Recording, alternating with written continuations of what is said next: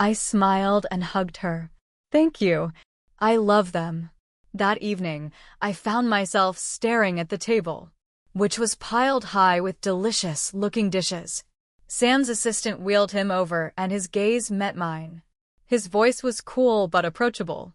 I wasn't sure what you liked, so I asked the chef to prepare a variety of dishes.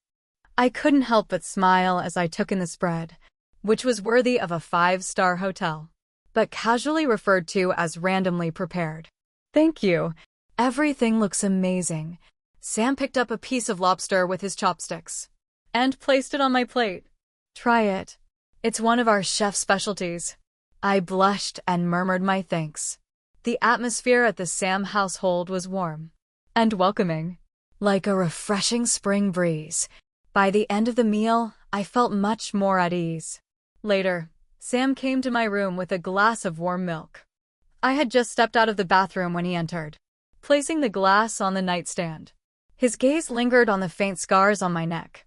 I sat on the bed, picking up the glass, just as he furrowed his brow and gently brushed his fingers over the marks. A shiver ran through me and I nearly dropped the glass. I was flustered, unsure of what to do. He frowned and asked, "Did Kevin do this to you?" I saw the concern in his eyes, and my heart softened inexplicably. Not exactly, I murmured. He scoffed, his hands balling into fists on his lap. You don't have to cover for him. I know exactly what kind of man Kevin is. I shook my head and smiled. I'm not covering for him.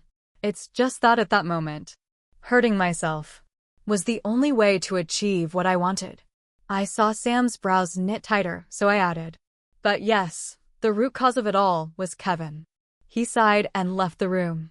Moments later, he returned, balancing a first aid kit on his lap. As he wheeled himself back toward me, sit still. I'll help you apply some ointment.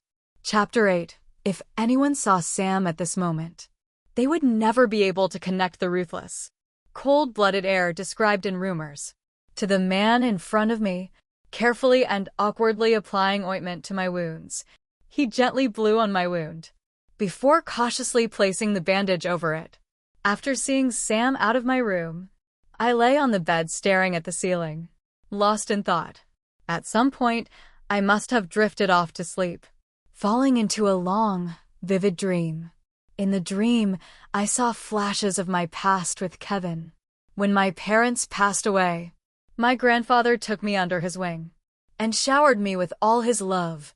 Everyone in Beijing knew that everything in my family's vast estate would one day belong to me. I had no talent for finance or business, and my grandfather never expected me to manage the family's vast assets. All he wanted was to find someone trustworthy to help handle the empire, ensuring I could live the rest of my life without worry. Even though I was capable of making my own living, my grandfather saw me as the center of his world. He always said, the girl I've pampered for over 20 years should never have to lift a finger for anything. And so he began searching for someone from a compatible family background who could be my lifelong companion. On paper, someone like Kevin, a self-made businessman with no powerful family backing, shouldn't have stood a chance with my grandfather. But everything changed that year, when Kevin and I both attended an alumni event at our alma mater. He spoke confidently and passionately on stage, and from that moment, he had my attention. Kevin's graceful demeanor and striking looks made it almost impossible for me not to fall for him. At first, my grandfather strongly opposed our relationship. He warned me, saying Kevin's eyes are full of ambition, blinded by love. I argued back, what's wrong with ambition? Without ambition, how could anyone achieve greatness? He treated me with utmost care and devotion. When people mocked me as a spoiled, talentless daughter who would eventually ruin the family fortune, he always stood up for me. Who says Ruby is useless? Can you achieve what she's accomplished? Winning so many world-class awards at such a young age. It was his unwavering support that eventually softened my grandfather's stance. My grandfather asked him directly, Do you truly intend to spend the rest of your life with Ruby? Kevin knelt before my grandfather, his expression earnest, his voice full of sincerity. Grandfather, I genuinely love Ruby. I'm willing to swear on my life I will cherish her, protect her, love her, and never betray her. It was that vow of never betray her that finally made my grandfather relent and agree to our marriage. For the first 2 years after our wedding, Kevin kept his word. He treated me like a treasure, fearing I'd break if he held me too tightly, or melt if he spoke too softly. But then the dream shifted, and suddenly, I was back to when I was 8 months pregnant. Kevin stood protectively in front of Bianca, his gaze soft and full of tenderness. At first, I had no idea he was having an affair, or that Bianca was carrying his child. One night, I overheard him murmuring in his sleep, calling softly, "Bianca, don't leave me." I silently committed that name to memory and began investigating it. Within 2 weeks, the truth about Bianca surfaced. She regularly purchased luxury brand clothes and jewelry, always leaving Kevin's name as the buyer, even though she was visibly pregnant. Kevin frequently visited her at a suburban villa. One time, I accidentally touched a bracelet on his desk, and he immediately snatched it away, saying, "That's not for you." Later, when he brought Bianca into our home, I saw that very same bracelet on her wrist. Even the wedding band I had given Kevin was hanging from a chain around Bianca's neck. The dream shifted again, pulling me back to my previous life. Heaven, like a demon, ripped my newborn baby from my arms. I sobbed and begged him, "Please don't hurt her. She's your daughter." But Kevin showed no mercy as he pressed the blanket over the baby's face, smothering her cries until they ceased. I fell into an abyss of despair as Kevin's face twisted into a triumphant grin. "Ruby, because of you, I lost Bianca. Why weren't you the one sent to Sam's house to suffer? Why weren't you the one who died? She and the baby didn't survive." With a cruel grin, he plunged a blade into my chest. As if that wasn't enough, he twisted the knife, forcing it deeper, until it pierced through me completely. I stared blankly, my mind reeling, while he pressed his foot against my bleeding wound. "All of this," he said coldly, "is what you owe Bianca." Chapter 9. When I woke up, the sun was already high in the sky. The dream had been too vivid, and my heart was still pounding with lingering fear. Outside the door, Lisa was knocking gently. "Ruby, are you awake? Breakfast is ready downstairs." I responded softly and got up to wash and change. By the time I went downstairs, Sam was already seated at the dining table. He greeted me with a warm smile. I returned his smile, but Lisa seemed to sense something different between us. She looked at me, then at her brother, and grinned mischievously. "You two feel different." Sam cleared his throat and stuffed a soup dumpling into her mouth. "Eat your breakfast. Nobody said you had to be the spokesperson here." I chuckled quietly and lowered my head to drink my bowl of bird's nest soup. But I didn't miss the fact that Sam's ears had turned slightly red. After breakfast, Sam went upstairs to handle some business, and Lisa dragged me out to the garden. We stopped in front of a flower wall, where she proudly gestured to the blooming camellias and roses. These were all planted on my brother's orders. He knew you liked camellias and roses, so he had them planted long before you arrived. By the time you got here, the flowers were already in full bloom. My heart was touched as I reached out to gently touch the petals of the white camellias. I felt a warm sensation behind my eyes, as if tears were threatening to fall. At Kevin's house, I had personally cultivated camellias and roses, pouring my heart and soul into them. But Kevin had always regarded my efforts with indifference, barely sparing the flowers a glance. He had never cared about my preferences the way Sam did. Lisa then pointed toward a small corner of the garden, where litzianthus flowers were blooming. "My brother only has you in his heart," Lisa said with a playful pout. I told him I liked litzianthus, But he only planted that tiny patch. He insisted that the rest of the garden should wait for you to arrive, so you could decide what flowers you'd like planted. Although Lisa's words seemed like a complaint, I could hear the pride in her voice, as she reminded me of how much Sam cared for me.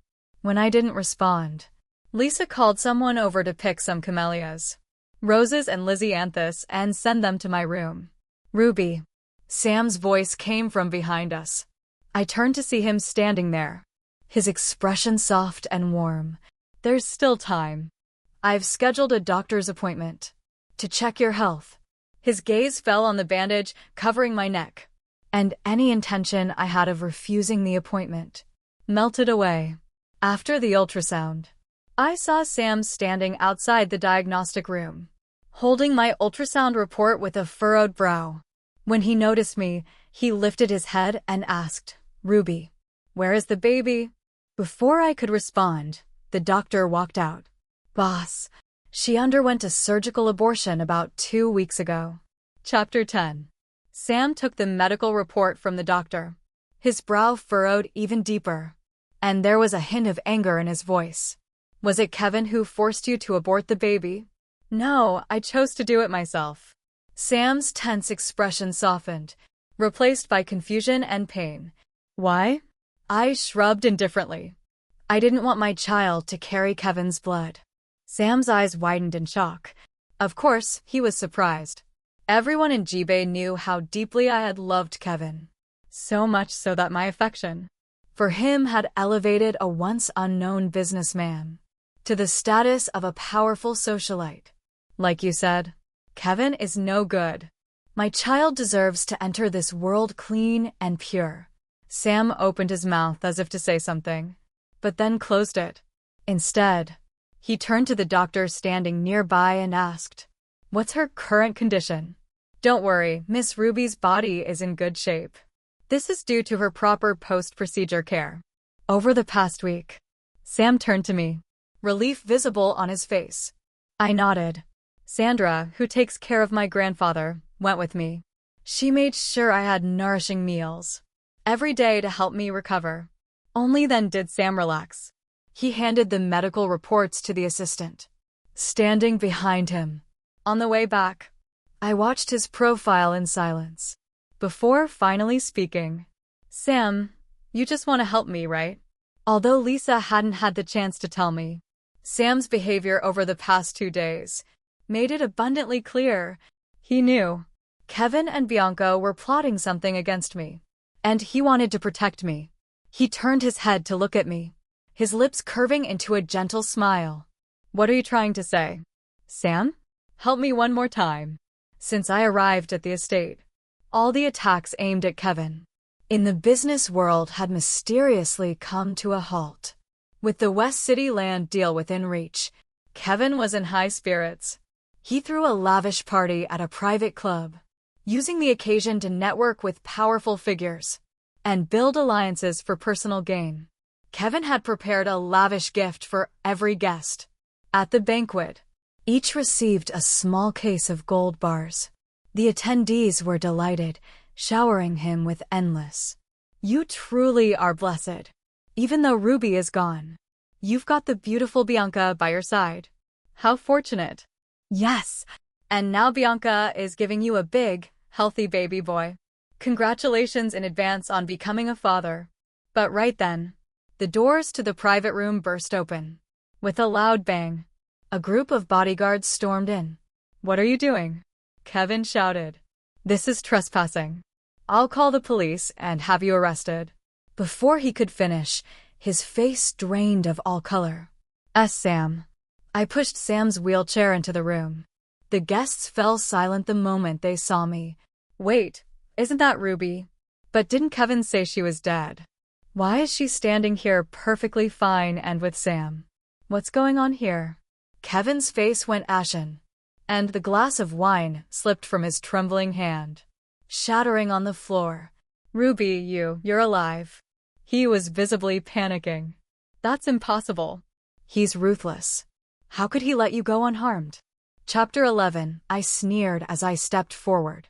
"Kevin, here I am perfectly fine and alive. Why did you tell everyone I was dead? Is it because your tax evasion and money laundering schemes were exposed, and you're afraid I'll reveal that you sent me to Sam? Is that too much for your ego to handle? Or is it because you want to give that woman outside of proper status? So you thought you could just dispose of me like trash? With each sentence, Kevin's face turned a shade paler. Hearing me hit the mark, he gritted his teeth, seething with anger. You're making things up, Ruby. You were the one who cheated with Sam. I haven't even confronted you about it, and here you are questioning me. Why did you even come back? I chuckled coldly. To reclaim what's rightfully mine. I pulled out the divorce agreement and the official divorce certificate, since we're already divorced, and you were the one who cheated first. I'm here to take my share of the assets and the dowry my family gave me. Everyone around us froze, eyes wide in disbelief. You're lying, Ruby. In all the years you were married to me, everything you wore, ate, and used came from me. Your dowry was spent long ago. There's nothing left to take. He was both furious and nervous, and his transparent desperation made me want to laugh. Spent it all, Kevin. When I married you, my grandfather gave me a dowry, large enough for everyone to see. Do you expect anyone to believe that you squandered all that wealth in just a few years? Maybe the money and things you bribed others with were skimmed from my premarital assets. Nonsense. He raised his hand to hit me, but was stopped by Sam's assistant. Hitting a woman? Really? Showing your class. Kevin's face turned from green to purple.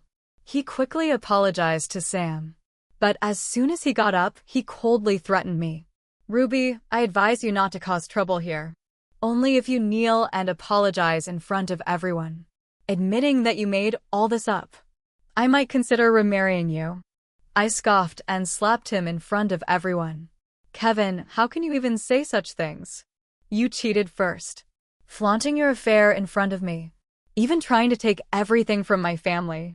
I think you're nothing but an animal.